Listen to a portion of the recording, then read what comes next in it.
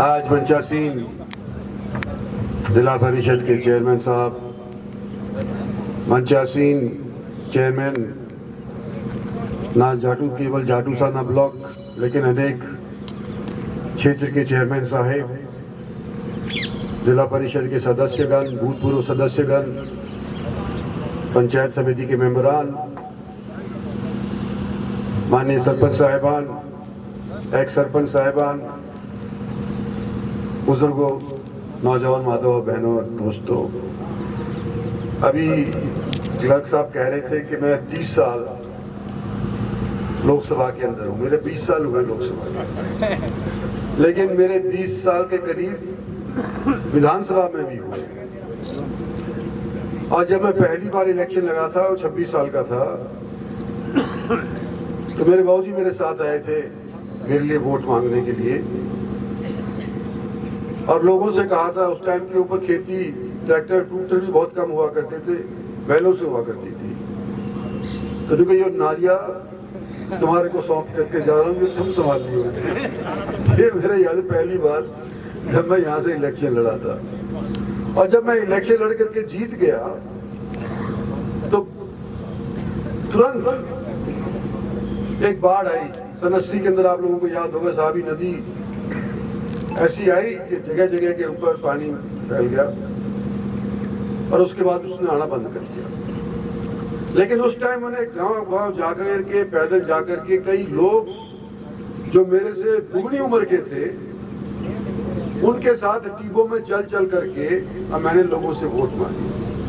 और मैं आज भी ये कहता हूं कि जो जाटूसाना से मेरे को एक्सपेरिमेंट के तौर के ऊपर राजनीति के अंदर मेरे को चांस मिला, उस वजह से आज के दिन में देश की पार्लियामेंट के अंदर भी सौभाग्यशाली तौर के ऊपर लोगों का नुमाइंदा हूँ। और अब याद करो 12-13 के अंदर हम कांग्रेस छोड़ करके मन बनाए थे कि भाई इंसाफ अपने क्षेत्र को दिलवाएंगे। सभी लोगों का सहयोग, पटौदी में रैली करी थी, कुछ लोग गए होंगे यहाँ पर से भी, सारे गए थे। तो उस लोगों का हाथ उठवाया था कि भाई छोड़ दे, कर दे तोड़, तो लोगों ने कहा कि भी कांग्रेस से कर दो तोड़। उसके बाद हमारी जो हरियाणा के अंदर चर्चाएं चली, जगह जगह ऊपर जलसे हुए, हर एक जिले के अंदर हमने इंसाफ मंच के सदस्य बनाए, सेल बनाए। और हमारी बात नरेंद्र मोदी उस टाइम के ऊपर चीफ मिनिस्टर हुआ करते थे, तो उनसे भी मेरे को मिलने का मौका मिल गया। और उन्होंने कहा कि भाई ये तुम अपनी रबली, अपना राह खामखा के अंदर बजाए जा रहे हो, तुम बीजेपी क्यों नहीं ज्वाइन कर लेते। और उस टाइम हमने 13 के अंदर नरेंद्र भाई मोदी को प्रधानमंत्री भारतीय जनता पार्टी ने डिक्लेयर नहीं किया था, उससे पहले हमने बीजेपी ज्वाइन कर लिया। मैं समझता हूं कि सबसे मेरी जिंदगी का राजनीतिक तौर पे सबसे अच्छा जो फैसला था वो ये था कि हमने उस टाइम के ऊपर, जब प्रधानमंत्री के दावेदार भी नहीं थे, उस टाइम हमने बीजेपी ज्वाइन कर ली। और मेरे को मौका लगा कि भाई प्रधानमंत्री ने प्लानिंग कमीशन को हटा दिया और उसके नाम नीति आयोग बना दिया। और नीति आयोग के पूरे मंत्री प्रधानमंत्री खुद हैं, और छोटा मंत्री नीति आयोग के अंदर मैं हूँ। तो ये योजनाएं जो बनती हैं, तो लोग कहते हैं कि इंद्रजीत सिंह के पास क्या महकमा है। भाई जो भी हिंदुस्तान की अनेक डिपार्टमेंट्स हैं, उसके अंदर जो भी योजना होती है, नीति आयोग के मार्फत से प्रधानमंत्री के नजर के नीचे से उतर करके जाती है। और जो 10 साल के अंदर तरक्की करी वो आप लोगों को मालूम है। मैं पिछले दिनों के अंदर बात कर रहा था कि मैं चल रहा था, तो उधर वाले रास्ते के ऊपर धारोड़ा में जैम लग रहा था। मैंने सोचा कि भी इधर से चलते हैं, नया हाईवे बन रहा है पटौदी वाला आप लोगों का। तो गांगली में मेरी जमीन है, मुझे पता ही नहीं चला कि कब चली गई, हाईवे पहले सर पलट गया कि पता ही नहीं चला। खैर मैं ये इसलिए आपको कहने लग रहा हूँ कि जो डेवलपमेंट पिछले 10 साल के अंदर हुआ है, शायद अनेक और दशकों के अंदर नहीं हो पाया। और कोविड आया, जो दूसरी बार प्रधानमंत्री हमने बनाए, देश ने बनाए, 330 लोकसभा के अंदर सीट थी। कोविड के तुरंत बाद जो हमारे बड़े बड़े साम्राज्य कहलाए जाया करते थे भारतवर्ष के ऊपर, जिन्होंने सदियों से राज किया, उनसे अंग्रेज थे, 200 बरस हमारे के ऊपर राज कर गए। और जब वो राज करके हमारे मुल्क को छोड़ करके गए तो हमारे को गरीब मुल्क बना करके छोड़ करके गए। और मैं ये आंकड़े के हिसाब से मैं कहने लग रहा हूँ, क्योंकि स्टैटिस्टिक का भी मेरे पास महकमा है कि जब भारत ऐतिहासिक तौर के ऊपर देखा जाता है तो सबसे पुराना मुल्क कहलाया जाता है। इंडो चाइना की सुनी होगी, जो बच्चे पढ़ते हैं उनको पता है कि ये जो थाईलैंड के आगे जितने भी मुल्क है, लाओस है, कंबोडिया है, वियतनाम है, इनका नाम क्या है? अगर भूगोल के नक्शे के अंदर देखा जाए, इनके आसपास जो समुद्र है उसका नाम क्या है? अगर कोई देखा जाए, उसका नाम है इंडो चाइना। यानी कि हिंदुस्तान का नाम पहले आता है और चाइना का नाम बाद के अंदर आता है। यानी कि अब पुराने समय से ही समृद्ध मुल्क कहलाया जाया करते थे।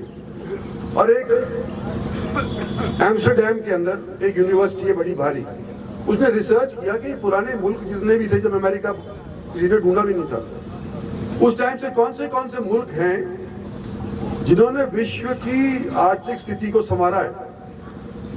और उसके अंदर फिर उसने पब्लिश किया एक पेपर जिसने कोई भी नहीं नकार सका, और उसने ये कहा कि 8वीं शताब्दी से लेकर के और 18वीं शताब्दी तक, यानी कि कुल 1000 साल तक भारतवर्ष का अकेले का विश्व की आर्थिक स्थिति के अंदर 24% से लेकर के और 27% तक हिस्सा हुआ करता था।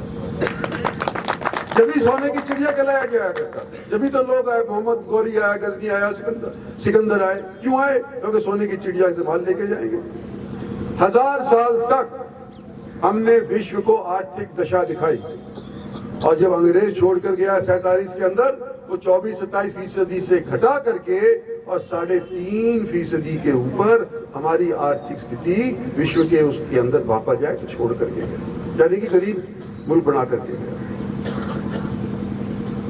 और आज के दिन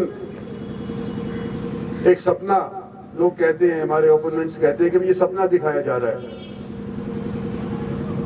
भारत विकसित हो जाएगा 2047 तक। 100 साल जब हमारे पूरे होंगे तो विकसित हो जाएंगे, हम चाइना से, अमेरिका से, रूस से, ब्रिटानिया से सबसे आंख मिलाकर के बात कर पाएंगे। तो कहते हैं ये सपना है, पर सपना नहीं है।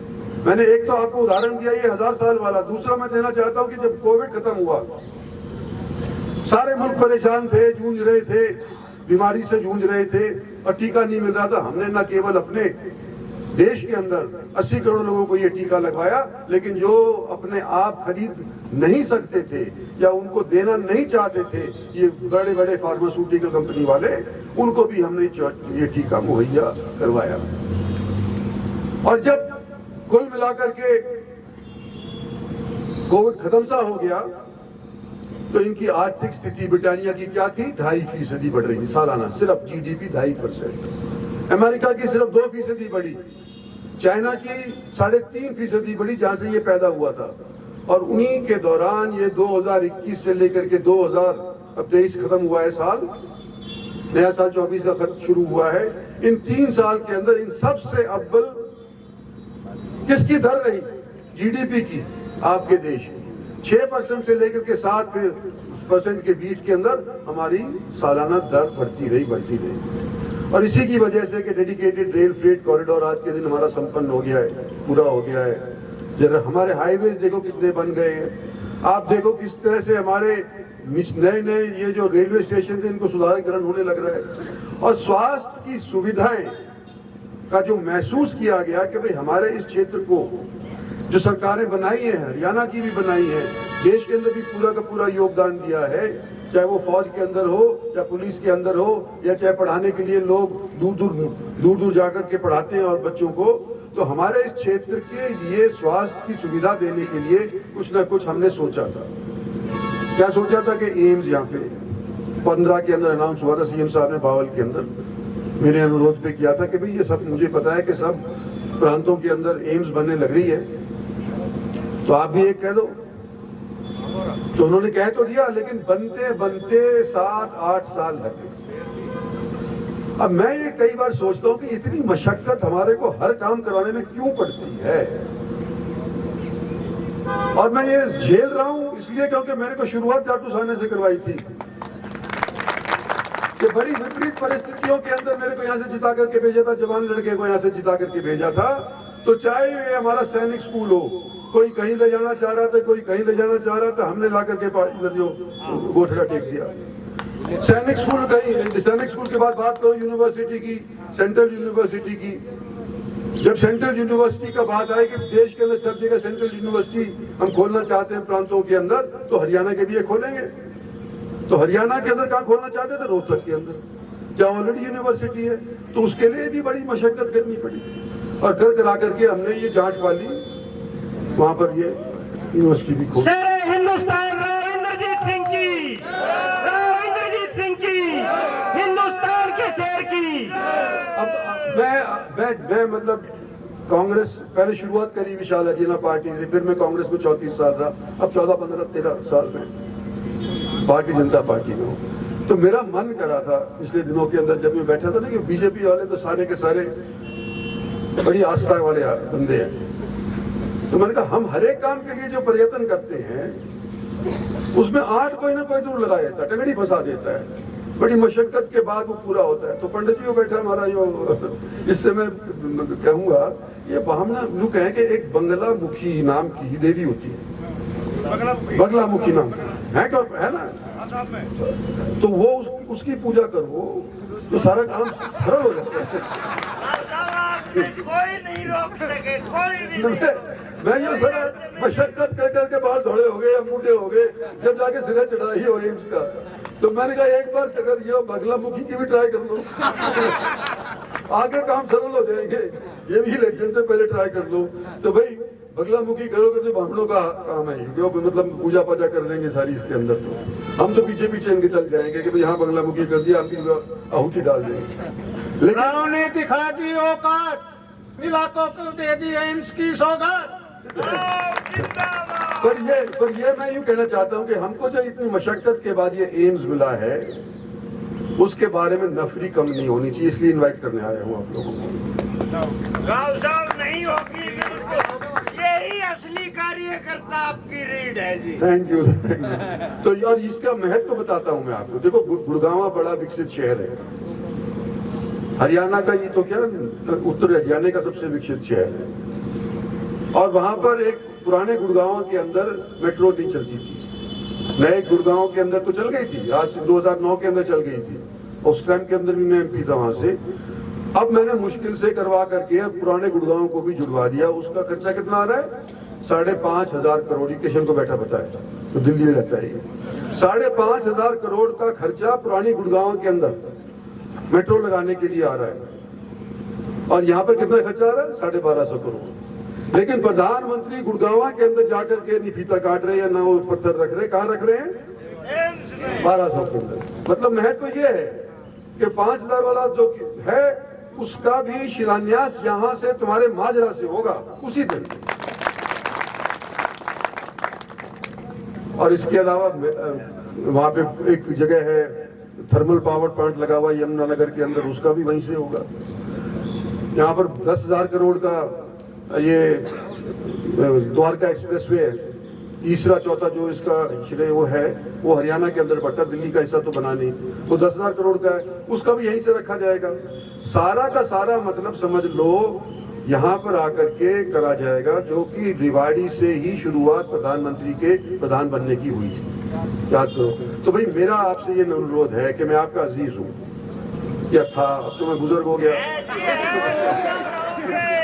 तो भाई आप लोगों की तरफ से खास उम्मीद है, खासतौर नए जवान जो है ना, देखो मेरे साथ के तो जैसे जैसे लालचंद बैठा है, दांत भी गिर के बेचारा तो चेयरमैन नहीं और पीछे बैठने पड़े। चेयरमैन हुआ करता था, बड़ा सुंदर हुआ करता था, मेरे चेयरमैन था हमारे टाइम का। आज नए नए चेयरमैन बन के जवान बच्चे बन गए। ये जवान बच्चों को मैं यूँ कहता हूँ कि हमारे जैसों की तो चलो भाग दौड़ के अंदर टक्कर मर जाए तो गिर जाए तो हाथ गोटे टूट जाए तो ठीक भी नहीं होंगे, लेकिन तुम तो धक्का जहन कर सकते हो। तुम लेकर के आओ, ज्यादा से ज्यादा पब्लिक को लेकर के आओ। और अगर एज के हिसाब से देखा जाए तो 30% तो वो लोग हैं जो 60 के ऊपर हैं और बाकी 70% वो हैं जो 60 से नीचे। तो जो 60 से नीचे वाले लोग हैं, तुम सारे बैठे हो, पुराने चेयरमैन हो, चाहे वो जिला परिषद के हो और सारे नेता हो, अपने अपने तौर के ऊपर हो, और महिलाओं के लिए भी अलग से हमने वो करवा रखा है। सनी तू उस टाइम तो बहुत लोग लेके भागा करते थे, इस बार कोई कम नहीं रहनी चाहिए तेरे। तो ये सारी चीज हमने मिलवा करके करनी है भाई। और ये हमारे लिए तो कम, हमारी आने वाली नस्ल के लिए ज्यादा, क्योंकि हमारे को समस्या बीमारी की कभी भी हो सकती है। कोई नहीं देखता कि मर्द को आएगी कि वीर को आएगी, बच्चे को आएगी, बुढ़ापे को आएगी।